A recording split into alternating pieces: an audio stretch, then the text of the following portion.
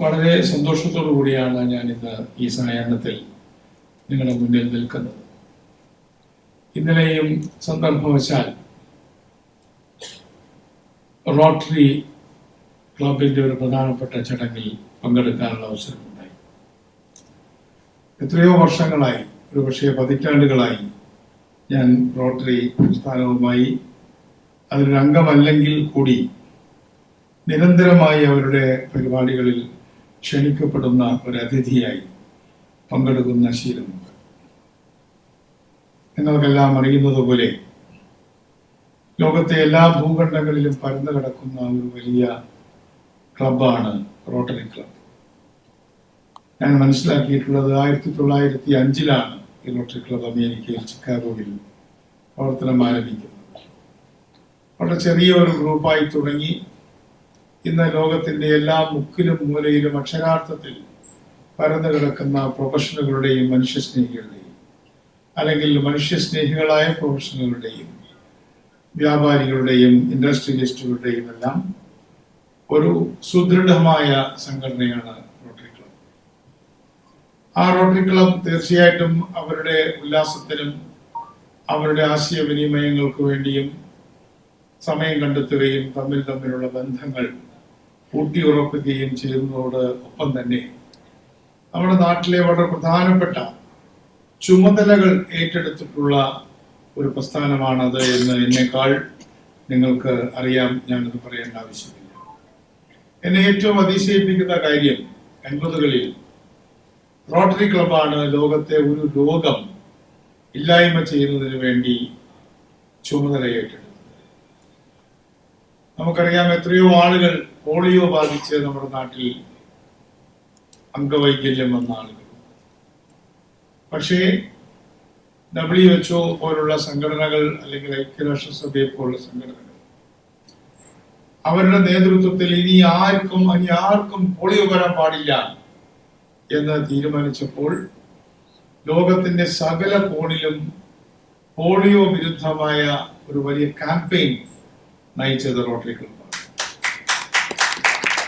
അത് rotary club മാത്രം ചെയ്തു എന്നല്ല, രാഷ്ട്രത്തലവന്മാർ മുതൽ സാധാരണ ഇന്ന് നമുക്ക് ഏറ്റവും പരിചിതരായിട്ടുള്ള ആശാവർക്കർ എന്ന് പറയുന്ന ആരോഗ്യ പ്രവർത്തകർ മുതലുള്ള ഒരു വലിയ നെറ്റ്വർക്കാണ് വാസ്തവത്തിൽ ആ പ്രവർത്തനം സാധ്യമാക്കിയത്.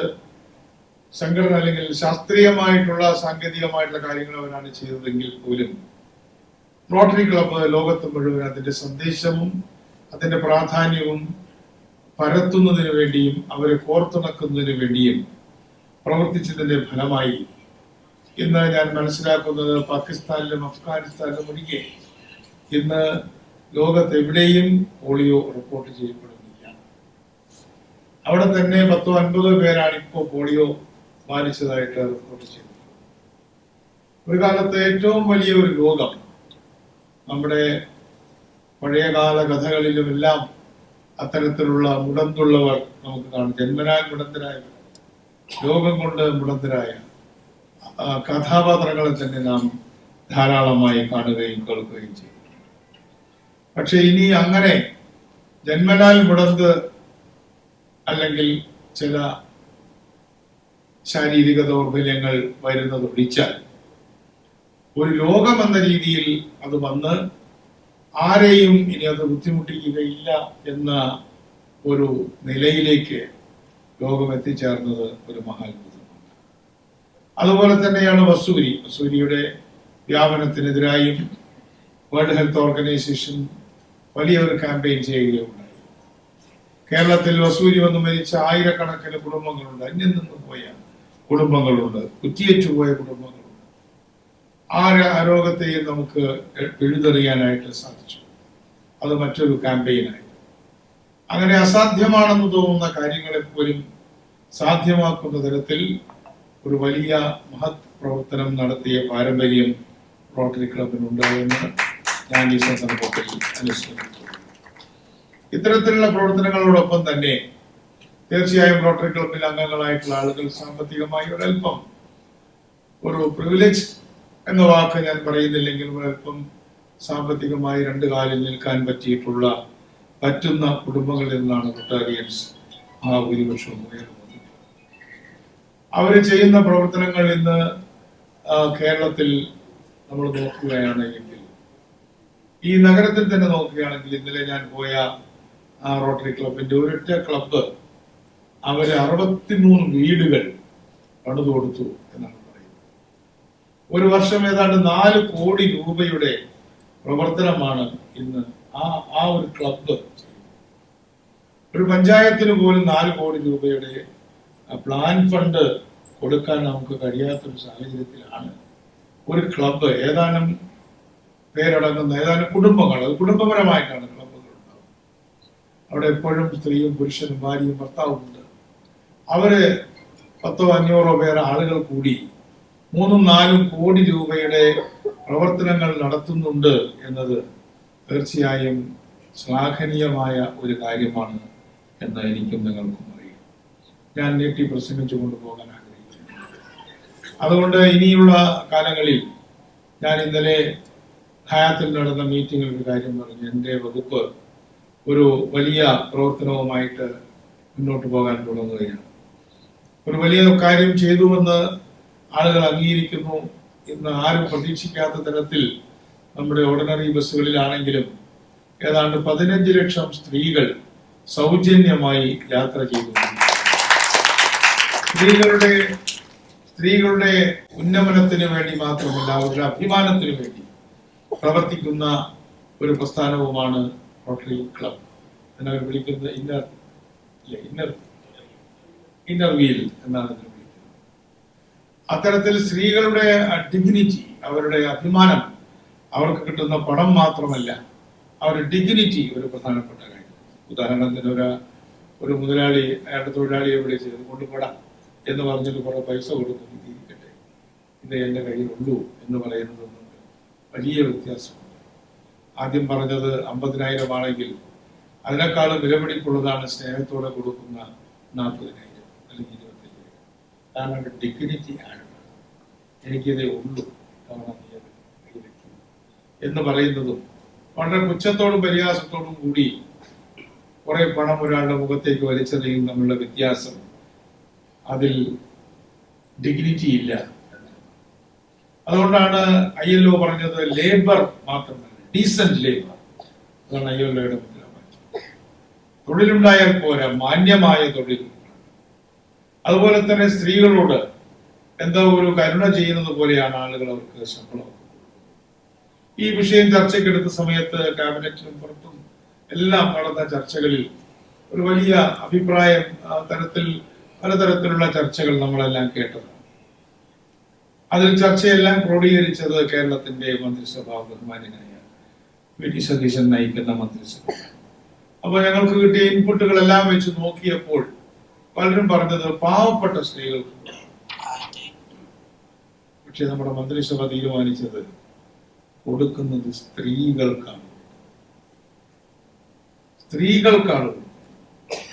ഓരോ സ്ത്രീയും അവർ ബസ്സിൽ കയറുമ്പോഴെല്ലാം ഞാൻ പാവപ്പെട്ടവളാണേ, ഞാൻ വിധവയാണേ, എനിക്ക് ഒരു കൺസെഷൻ തരണേ എന്ന് പറയേണ്ട ഒരു ഗതികേട് കേരളത്തിൽ ഉണ്ടാകരുത് എന്ന നിർബന്ധ ബുദ്ധിയാണ്.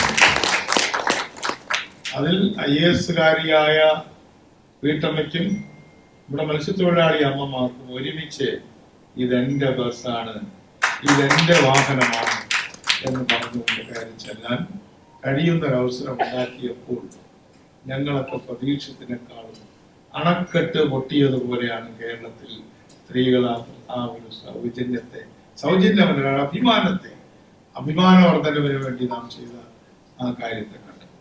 മറ്റു ചില സംസ്ഥാനങ്ങളിൽ അവർ പറഞ്ഞു, ഞങ്ങൾ ഈ സംസ്ഥാനത്തുള്ളവർക്ക് മാത്രമേ, ഞാൻ സംസ്ഥാനത്തിന്റെ പേര് പറയും, ഈ സംസ്ഥാനത്തുള്ളവർക്ക് മാത്രമേ. നമ്മൾ പറഞ്ഞു ഏത് സംസ്ഥാനത്തല്ല, ഓളത്ത് വരുന്ന അമേരിക്കക്കാരിയോ ഓസ്ട്രേലിയക്കാരിയോ ജർമ്മൻകാരിയോ ഇറ്റലിക്കാരിയോ അവിടെ കയറിയാൽ പൈസ കൊടുക്കണ്ട. അതാണ് സ്ത്രീത്വം. ആ സ്ത്രീത്വത്തെ നമ്മുടെ കന്യാസ്ത്രീമാർക്കൊന്നും ഇനി പൈസ കൊടുക്കണ്ട. അതുകൊണ്ട് ഓർഡിനറി കൊടുക്കണ്ട. നിങ്ങൾ കൊടുക്കാൻ ശ്രമിച്ചാലും കൊടുക്കാൻ കഴിയില്ല. എന്തോ പോകുന്നുണ്ട്. Very good. അപ്പൊ അതിൽ നിന്നല്ല, അവരുടെ പുഞ്ചിരിയിൽ നിന്ന് നമുക്കതിന്റെ മാധുര്യം മനസ്സിലാക്കാം. ഞാൻ എൻ്റെ ഡിപ്പാർട്ട്മെന്റും ഗവൺമെന്റും ചെയ്ത കാര്യം പറയുന്നില്ല, ഇനിയും കാര്യങ്ങൾ ചെയ്യാൻ തുടങ്ങുകയാണെന്ന് സൂചിപ്പിക്കുക. അതിന്റെ ഭാഗമായി ഞാൻ ഇന്നലെ റോട്ടറി ക്ലബിൽ തന്നെ പറഞ്ഞു, ഇനി നമുക്ക് ചെയ്യേണ്ട ഒരു കാര്യം, ആളുകൾ മരിച്ചു വീഴുകയാണ്. 4000-ലധികം ആളുകൾ മരിച്ചു. ഇന്നലെ അസംബ്ലിയിലും അത് പറയുകയുണ്ടായി. അതിനെ തുടർന്നാണ് നമുക്കത് 0 ആക്കുന്നതിനല്ല, 1000 ആക്കി കുറയ്ക്കാം. എങ്ങനെ സാധിക്കും? 3500 പേരെയാണ് രക്ഷിക്കുന്നത്. 3500 കുടുംബങ്ങളാണ് രക്ഷിക്കുന്നത്. അതുപോലെ തന്നെ ആക്സിഡന്റ് പറ്റിയിട്ടുള്ള മരിക്കാത്തവർ, ആക്സിഡന്റ് പറ്റിയിരിക്കുന്നു, ആ ആക്സിഡന്റ് പറ്റിയിരിക്കുന്നത് മരിച്ചത് 4500 ആണെങ്കിൽ, മരിക്കാതെ തന്നെ എത്രയോ ഗാഠകമായ രോഗം വന്ന് ഈ ആക്സിഡന്റ് പറ്റി ഇരിക്കുന്ന ആളുകൾ 25,000-ലധികമാണ്. ഒരു ചെറിയ അശ്രദ്ധ, ഒരു ചെറിയ കൈപ്പിഴ, ഒരു ചെറിയ മയക്കം, ഒരു ചെറിയ നിയമനക്കാർ, ഇങ്ങനെയുള്ള കൊച്ചു കാര്യങ്ങൾ അവോയ്ഡ് ചെയ്യാൻ കഴിയുന്ന കാര്യങ്ങൾ. പോളിയോ പോലത്തെ പ്രശ്നങ്ങളൊക്കെ ഒരാൾക്ക് രോഗം വന്നതുകൊണ്ട് ചെറിയൊരു മയക്കം, അതെങ്ങനെ മാറ്റാൻ കഴിയും? അതിനു വേണ്ടിയിട്ടുള്ള ഒരു road safety campaign, road safety literacy campaign എന്ന പേരിൽ നമ്മൾ ഒരു വലിയ പ്രസ്ഥാനം തന്നെ തുടങ്ങാൻ പോവുകയാണ്. അങ്ങനെ തുടങ്ങാൻ പോകുമ്പോൾ റോട്ടറി ക്ലബ്ബ് അതിന്റെ മുന്നിൽ ഉണ്ടാകണമെന്ന് ഞാൻ വിനീതമായി ഈ സന്ധ്യാസമയത്ത് അഭ്യർത്ഥിക്കുകയാണ്. അത് ഇവിടെ മോസസും ടീമും അതെല്ലാം ഏറ്റെടുക്കും എന്ന് ഞാൻ കരുതുകയാണ്. അത് വാഹനം ഓടിക്കുന്നവർ മാത്രമല്ല, അത് കാൽനട യാത്രക്കാരുടെ, അവരുടെ സൗകര്യം. ഈ കിഴക്കേക്കോട്ടയിൽ തന്നെ 2 വാഹനങ്ങൾക്കിടയിൽ അല്ലേ പെട്ട് മരിച്ചുപോയി. വണ്ടി ഇടിച്ചതല്ല, 2 ബസ്സിനിടയിൽ പെരുകി. അന്നൊരു ധർണ നടത്തിയ പൊതുപ്രവർത്തകനാണ് ഞാൻ. അപ്പൊ അത് വലിയൊരു ക്യാമ്പയിൻ നമ്മൾ കൊടുക്കുക. കിഴക്കേക്കോട്ട റോഡ് ക്രോസ് ചെയ്യാൻ പറ്റില്ല. നമ്മുടെ ഭരണസിരാ കേന്ദ്രമായിട്ടുള്ള നമ്മുടെ സെക്രട്ടേറിയറ്റിന് മുന്നിൽ റോഡ് ക്രോസ് ചെയ്യാൻ എല്ലാവർക്കും പേടിയാണ്. ഞങ്ങൾ ചെറിയൊരു നടപടി തുടങ്ങുകയാണ്, സീബ്ര ലൈനിന്റെ വീതി വർദ്ധിപ്പിക്കുക. ഇപ്പൊ സീബ്ര ലൈൻ ചെറുത് വരമ്പുകയാണ്. അപ്പൊ അത്തരത്തിലുള്ള കൊച്ചു കാര്യങ്ങൾ മുതൽ പിഴ ശിക്ഷകൾ വരെയുള്ള, എൻഫോഴ്സ്മെന്റ് വരെയുള്ള, ബോധവൽക്കരണം മുതൽ എൻഫോഴ്സ്മെന്റ് വരെയുള്ള ഒരു വലിയ ക്യാമ്പയിനാണ്. അതിൽ കുട്ടികളെയും നമ്മൾ പങ്കാളികളാക്കുകയാണ്. +2 കഴിയുന്ന മുറയ്ക്ക് റോഡ് സേഫ്റ്റിയെ കുറിച്ചും ഡ്രൈവിങ്ങിനെ കുറിച്ചും വാഹനത്തെ കുറിച്ചുമുള്ള അറിവുകൾ കൊടുക്കുക എന്ന ഒരു ബൃഹത് പദ്ധതി നമ്മുടെ പൊതുവിദ്യാഭ്യാസ വകുപ്പുമായി ചേർന്നുകൊണ്ട് പൊതുവിദ്യാഭ്യാസ വകുപ്പ് മന്ത്രി ബഹുമാനായ ഷംസുദ്ദീൻ അതിനു വേണ്ടിയിട്ടുള്ള അനുവാദം നമുക്ക് നൽകിയിട്ടുണ്ട്. അദ്ദേഹവുമായി തുടർന്നും ചർച്ച ചെയ്തുകൊണ്ട് ഒരു 18 വയസ്സ് കഴിയുമ്പോൾ, +2 കഴിഞ്ഞ് പാസ്സാവുമ്പോൾ ഡ്രൈവിംഗ് ലൈസൻസും കൂടെ എടുക്കാൻ പറ്റുന്ന തരത്തിലുള്ള ഒരു സാഹചര്യം ഉണ്ടാക്കുക. അത് തൊഴിലിന് വേണ്ടിയല്ല, അതൊരു അറിവാണ്. അത്തരത്തിലുള്ള വിപുലമായ കാര്യങ്ങളുമായി മുന്നോട്ട് പോകുന്നു. ഞാൻ നീട്ടിക്കൊണ്ടു പോകുന്നില്ല. ഒപ്പം തന്നെ ഞാനൊരു അഭ്യർത്ഥന കൂടെ വെച്ചു. നമ്മുടെ ഈ നഗരത്തിലേക്ക് നമ്മളൊരു സാമാന്യം നല്ലൊരു ഹോട്ടലിലാണ് ഇരിക്കുന്നത്. ഇത് നമ്മുടെ ഈ തിരുവനന്തപുരം എന്ന് പറയുന്നത് നീണ്ട ഒരു കുന്നും പുറമാണ്. ഒരു സ്ഥലത്തിന്റെ പേര് തന്നെ കുന്നും പുറമാണ്. പക്ഷെ അവിടെ വെച്ച് കുന്ന് അവസാനം, പിന്നെ എല്ലാ സ്ഥലത്തേക്കും താഴ്ചയാണ്. നമ്മുടെ സെക്രട്ടേറിയറ്റിന്റെ പുറകിലേക്ക് പോയ ഊറ്റുകുഴിയാണ്. അതേപോലെ തന്നെ വഞ്ചിയൂർക്ക് പോകുമ്പോഴും ഇറക്കമാണ്. ആ ഇറക്കത്തിലെല്ലാം താമസിക്കുന്ന വളരെ പാവപ്പെട്ട, നമ്മുടെ സെക്രട്ടേറിയറ്റിന്റെ ജനല തുറന്ന് നോക്കുന്നത് ചേരി, ആ ചേരി പ്രദേശത്തുള്ള വീടുകളൊക്കെ പൊളിച്ച് നല്ലത് പണിയണം എന്നൊക്കെ പറഞ്ഞ് നടക്കുന്ന പെട്ടെന്ന് നടക്കുന്ന ഒരു കാര്യമില്ല. അവിടുത്തെ റിപ്പയർ ജോലികൾ കുറെ AK ആന്റണിയുടെ കാലത്ത് അദ്ദേഹം പണിത, ഉമ്മൻചാണ്ടി AK ആന്റണി യുവാക്കളായിരുന്ന കാലം 50 വർഷം മുമ്പ് പണിത വീടുകളാണ് നമുക്ക് ആചാര്യ ഉദാഹരണം. അപ്പൊ അതിന് വലിയ കുറവില്ല എങ്കിൽ പോലും പടർന്നു വീഴുക, പല കോൺക്രീറ്റിന്റെ തേപ്പ് പടർന്നു വീഴുക, വയറിംഗ് കേടുവന്നു, പ്ലംബിംഗ് കേടുവന്നു. അപ്പൊ അതൊക്കെ ഒരു വീടെങ്കിലും ഒരു വീട്, എല്ലാ വീടും. അപ്പൊ അത് നിങ്ങൾ അതിനു വേണ്ടിയിട്ടൊരു സ്കീം തയ്യാറാക്കണമെന്ന് ഞാൻ ഇന്നലെ പറഞ്ഞപ്പോൾ വളരെ സന്തോഷത്തോടു കൂടി അവര് റോട്ടേറിയൻസ് അത് ഏറ്റെടുത്തു. ഞാൻ റോട്ടേറിയൻസിനോട് മാത്രമല്ല എല്ലാവരോടും, എൻ്റെ മണ്ഡലത്തിലെ കാര്യവും കൂടിയാണ്, എല്ലാവരോടും ഞാൻ പറയാണ്, ഭാരിച്ച പ്രവർത്തനമല്ല, ലഘുവായ പ്രവർത്തനം കൊണ്ട് തന്നെ ഒരു ഡീസന്റ് ലിവിങ്, ഡീസന്റ് ജോബ് എന്ന് പോലെ തന്നെ ഡീസന്റ് ലിവിങ് നമ്മുടെ ആളുകൾക്ക് കൊടുക്കാൻ ബാധ്യസ്ഥരാണ്. നമ്മുടെ കടപ്പുറം പ്രദേശത്ത് മോസസിന് അറിയാം, പണിത വീടുകളെല്ലാം അടർന്നു വീട്ടു. ഞാനൊരു വീട്ടിന്റെ അടുക്കളയിൽ ചെന്ന സമയത്ത് തമാശയ്ക്ക്, അവർ വളരെ തമാശക്കാരുമാണ്, അവരുടെ ജീവിത പ്രയാസങ്ങൾക്കൊക്കെ ഇടയിൽ അവരുടെ അമ്മമാരെല്ലാം എന്നോട് അവരുടെ ഒരു ബന്ധുവിനെ പോലെയാണ്, സാറേ തൊട്ടു നോക്കൂ.